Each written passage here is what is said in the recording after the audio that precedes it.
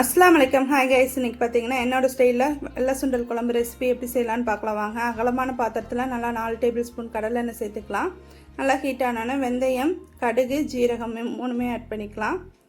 Add பண்ணி நல்லா பொரிஞ்சதுக்கப்புறம் இந்த அளவுக்கு கருவேப்பிலை ஆட் பண்ணிக்கலாம்.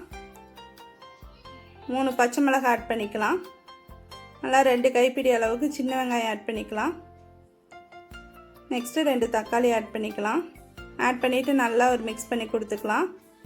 நெக்ஸ்ட் இதுக்கு தேவையான மசாலா 2 டேபிள் ஸ்பூன் தனி மிளகாய்த்தூள், 2 டேபிள் ஸ்பூன் மல்லித்தூள், 1 டேபிள் ஸ்பூன் காஷ்மீர் மிளகாய்த்தூள், 1/2 ஸ்பூன் மஞ்சள் தூள் இதெல்லாமே ஆட் பண்ணிவிட்டு நல்லா மிக்ஸ் பண்ணி கொடுத்துக்கலாம். இப்போ இதுக்கு தேவையான காய்கறியெல்லாம் ஆட் பண்ணிக்கலாம். இன்றைக்கி நான் கத்திரிக்காய், உருளைக்கிழங்கு, முருங்கைக்காய் மூணுமே ஆட் பண்ணியிருக்கேன். ஆட் பண்ணிவிட்டு நல்லா கோட்டாகிற மாதிரி மிக்ஸ் பண்ணி கொடுத்துக்கலாம். மிக்ஸ் பண்ணி கொடுத்துட்டு இதுக்கு தேவையான அளவு உப்பு ஆட் பண்ணிக்கலாம். ஆட் பண்ணிவிட்டு இப்போ சுண்டல் நான் வேக வச்சு எடுத்துருக்கேன். நல்லா தண்ணியோடையே நம்ம சேர்த்துக்கலாம்.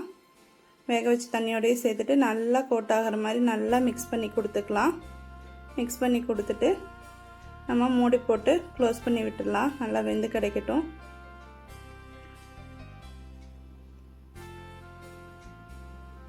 நெக்ஸ்ட்டு சைட் பை பார்த்தீங்கன்னா 2 தக்காளி, 2 பெரிய வெங்காயம், இந்த அளவுக்கு தேங்காய் எடுத்துகிட்டு நல்லா ஃபைன் பேஸ்ட்டாக அரைச்சி எடுத்துக்கலாம். இப்போ இதை ஓப்பன் பண்ணி பார்த்தீங்கன்னா நல்லா சூப்பராக காயெல்லாம் வெந்து கிடச்சிருச்சு. இப்போ இந்த ஃபைன் பேஸ்ட்டாக அரைச்சதை நம்ம இது கூட ஆட் பண்ணிக்கலாம். ஆட் பண்ணுறப்ப நல்லா குழம்பு கெட்டியாகும். உங்களுக்கு எந்த அளவுக்கு தண்ணி வேணுமோ அந்த அளவுக்கு நீங்கள் தண்ணி சேர்த்துக்கலாம். இது நல்லா கலந்து கொடுத்துட்டு ஒரு 2 நிமிஷம் கொதிக்க விட்டுடலாம். நல்லா நெல்லிக்காய் சைஸ் அளவுக்கு புளியை கரைசலை எடுத்து வச்சுக்கலாம். நல்லா எடுத்து வச்சுட்டு இதையும் அது கூட ஆட் பண்ணிவிட்டு நல்லா கலந்து கொடுத்துக்கலாம். ஒரு 5 மினிட்ஸ் கொதிக்கட்டும். சூப்பரான சுண்டல் குழம்பு ரெசிபி ரெடி. கண்டிப்பாக ட்ரை பண்ணுங்கள். எப்படி இருக்குன்னு கமெண்ட் பண்ணுங்கள். தேங்க்யூ.